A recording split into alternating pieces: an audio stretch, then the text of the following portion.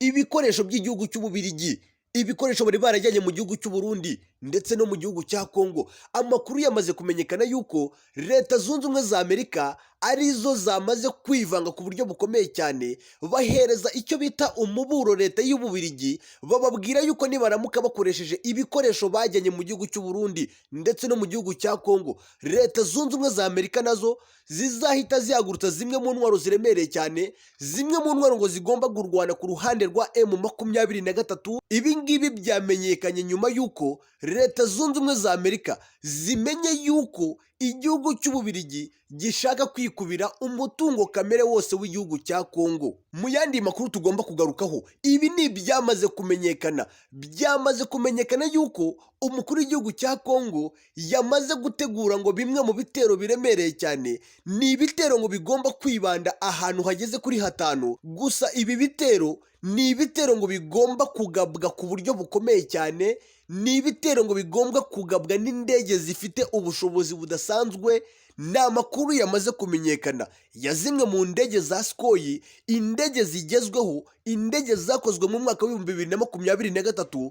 Umukuru w'igihugu cya Kongo arimo ararambagiza ku buryo bukomeye cyane. Izi ndege ngo ni zimwe mu ndege zigomba kwifashishwa n'abasirikare b'igihugu cya Kongo. Ayo ni amakuru yamenyekanye, bagaba ibitero aho bita mu kibaya ndetse n'aho bita Warikari. Amakuru yamaze kumenyekana nuko aho kugira ngo umukuru w'igihugu cya Kongo abure bimwe mu birombe byacukuraga amabuye y'agaciro, yamaze kwiyemeza yuko agomba gukoresha indege zigomba kugaba ibitero biremereye cyane ahantu hagiye hatandukanye hacukurwaga amabuye y'agaciro. Gusa hakaba hagenzurwa n'umutwe wa M23 mu rwego rwo kugira ngo asiribange ibijyanye n'ibyo birombe. Ibi turaje tubigarukeho akantu ku kandi. Mu yandi kandi makuru agezweho tugomba kugarukaho, turagaruka kuri aba bayobozi ba M23.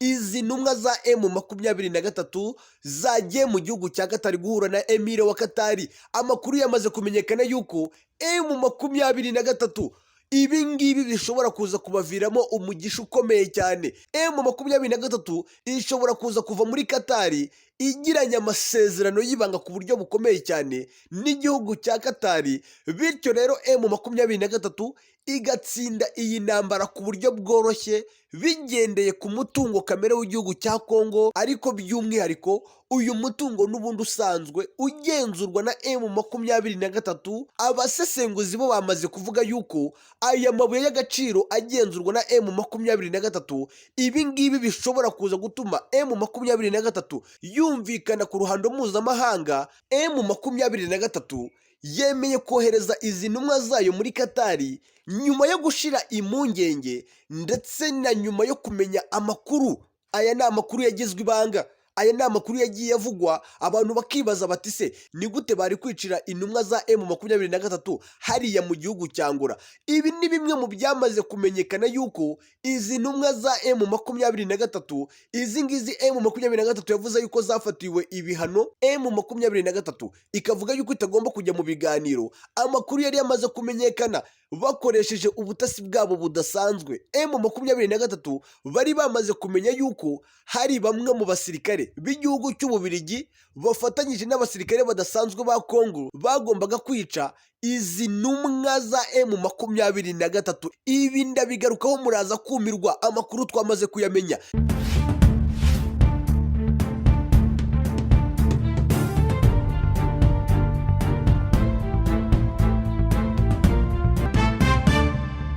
Nongeye kubasuhuza ndetse no kubabwira ni mukomeze mugubwe neza. Turagarutse nanone, ni munyemere duhere kuri aya makuru y'ubutasi bwa M23. Ibi ngibi ni ibyamenyekanye. M23 nyuma y'uko leta ya Kinshasa ishatse kubatega umutego, bakavuga yuko bashaka kujya mu biganiro na M23 muri Angola. Aya ni amwe mu makuru yagiye avugwa mu minsi yashize. Gusa ukuri kwabyo n'impamvu nyamukuru yatumye M23 yivumbura ikavuga yuko itazajya mu biganiro.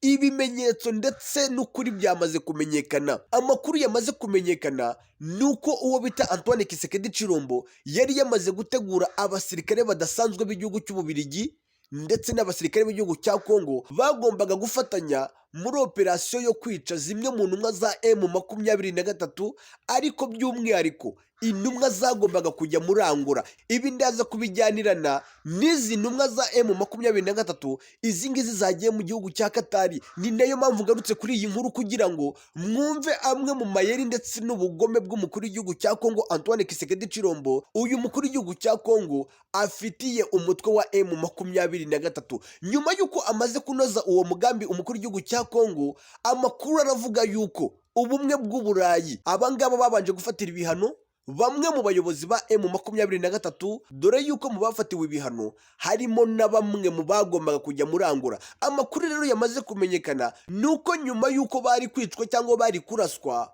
ubumwe bw'Uburayi bwari bwamaze kubahamya icyaha ndetse nk'abantu bashakishwa. Amakuru akavuga yuko nyuma yo kwicwa kw'izi ntumwa za M23 nta rukurikiranwa yagombaga kubaho, bitewe n'uko izi ntumwa za M23 zari zamaze gushyirwaho icyasha n'umuryango w'ubumwe n'Uburayi, bavuga yuko mu by'ukuri aba bagabo cyangwa izi ntumwa zafatiwe ibihano. Ibi rero nyuma y'uko M23 ibimenye, niko kwikura mu biganiro by'i Rwanda. None amakuru yandi yamaze kumenyekana, ndetse kandi ubu tuvugana, ubu murimo murumva aya makuru, intumwa za M23 zamaze kwerekera mu gihugu cya Katari. Amakuru yandi yamaze kumenyekana nuko M23 ibi biganiro biri kubera muri Katari bishobora kuza kubaviramo umugisha ukomeye cyane. Ibintu bishobora kuza guhinduka ku buryo bukomeye cyane nyuma y'uko bashobora kugirana ibiganiro byiza bitandukanye cyane n'ibyo uyu Emile wa Katari yaganiriye n'umukuru w'igihugu cy'u Rwanda ndetse n'umukuru w'igihugu cya Kongo, dore yuko amakuru anavuga yuko Antoine Tshisekedi Tshilombo ibyo baganiriye byose yahise abicishamo umurongo agihaguruka mu gihugu cya Katari. Indi breaking news yamaze kumenyekana nuko umukuru w'igihugu cya Kongo ubu ngubu ari mu gihugu cya Angola. Ntabwo hari hamenyekana icyamujyanye mu gihugu cya Angola. Reka tuve mu gihugu cya Katari twigarukire mu gihugu cya Kongo, tugaruke kuri ibi bitwaro ndetse n'ibi bitero. Amakuru yamaze kumenyekana yuko umukuru w'igihugu cya Kongo Antoine Tshisekedi Tshilombo arimo arategura bimwe mu bitero by'indege ziremereye. Ubwo ndimo ndavuga Sukhoi ngo zigezweho, ni Sukhoi ngo zigomba kwibanda mu kurasa ku buryo buremereye ndetse bunakomeye ahari ibirombe bicukura zahabu. Ibi bitero bigiye gukorwa ni amakuru yamaze kumenyekana, yuko bari gukora iyo bwabaga kugira ngo barase ahantu hari ibirombe, dore yuko ngo bashaka gusiribanga buri kimwe cyose gishobora gutuma M23 ishyikirana n'amahanga, M23 ikorana n'ibihugu bikomeye, ariko by'umwihariko bimwe mu bihugu bishobora gufasha M23 gutsinda iyi ntambara. Nubwo kandi leta ya Kinshasa ishaka gukoresha izi ndege igaba ibitero biremereye kuri M23, amakuru yandi yamaze kumenyekana nuko Leta Zunze Ubumwe za Amerika zatanze gasopo kuri leta y'igihugu cy'Ububiligi, ndetse banababwira yuko nibaramuka bakoresheje zimwe mu ntwaro zabo ziri mu gihugu cy'u Burundi ndetse no mu gihugu cya Kongo bagaba ibitero mu bice birimo M23, ariko by'umwihariko ibitero bigamije kwangiza ndetse no gusenya ahacukurwa amabuye y'agaciro, Leta Zunze Ubumwe za Amerika zamaze kwidekarara, zivuga yuko nazo ubwazo zigomba kuzahita zijya mu ntambara mu gihe cyose igihugu cy'Ububiligi cyaba kirashe kuri ibyo birombe. Ni nyuma y'uko hamenyekanye amakuru y'uko leta y'igihugu cy'Ububiligi igiye kwifashisha indege zabo